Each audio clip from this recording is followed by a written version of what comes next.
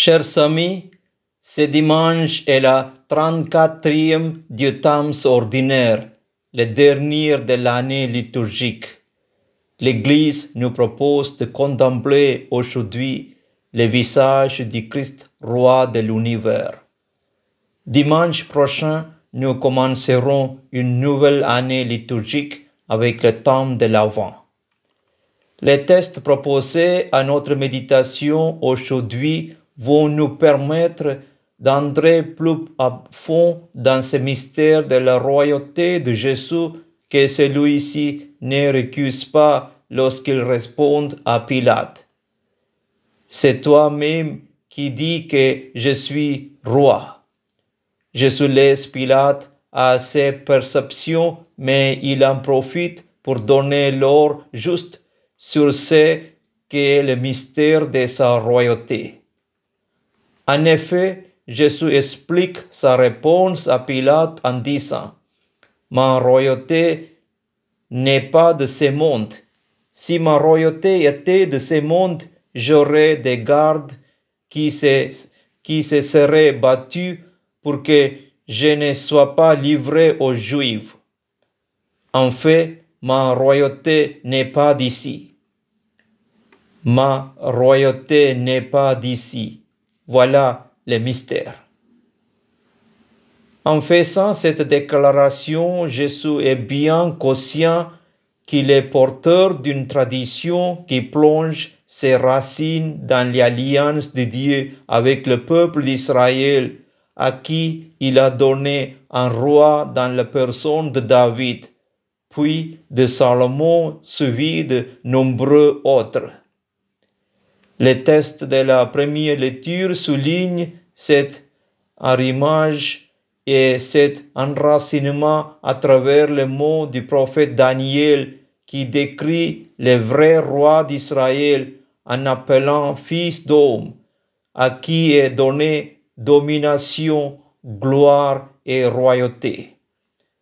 Tous les peuples, toutes les nations et les gens de toutes langues les serviront.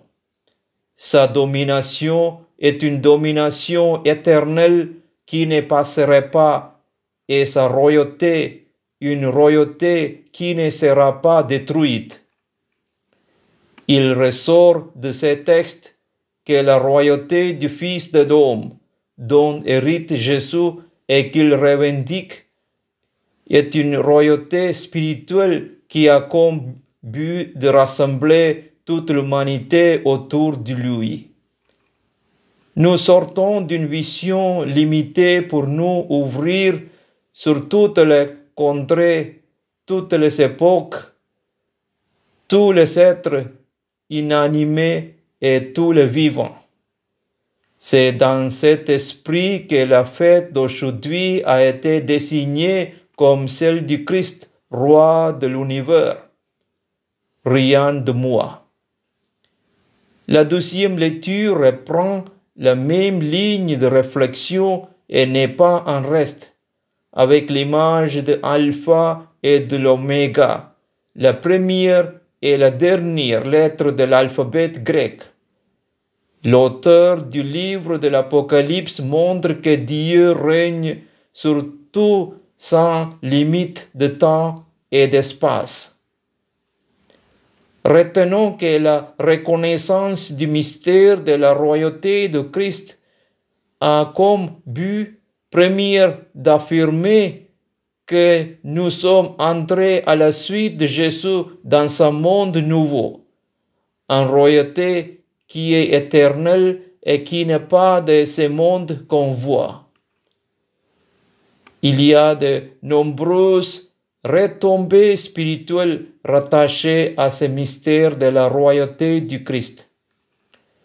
Le royaume du Christ n'a pas de garde ou de militaires pour se défendre ou se protéger.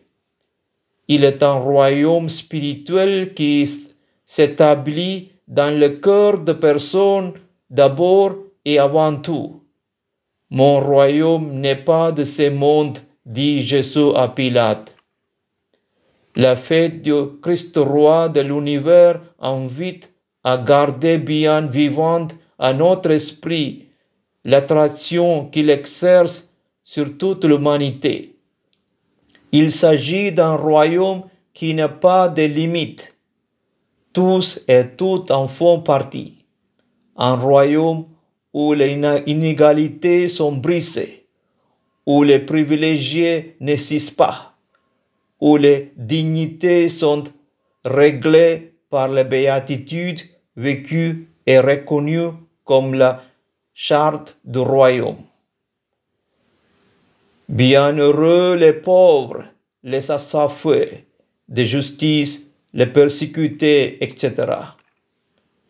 Le royaume de Christ est spirituel, ouvert à tous et à toutes et au-dessus de tous les êtres.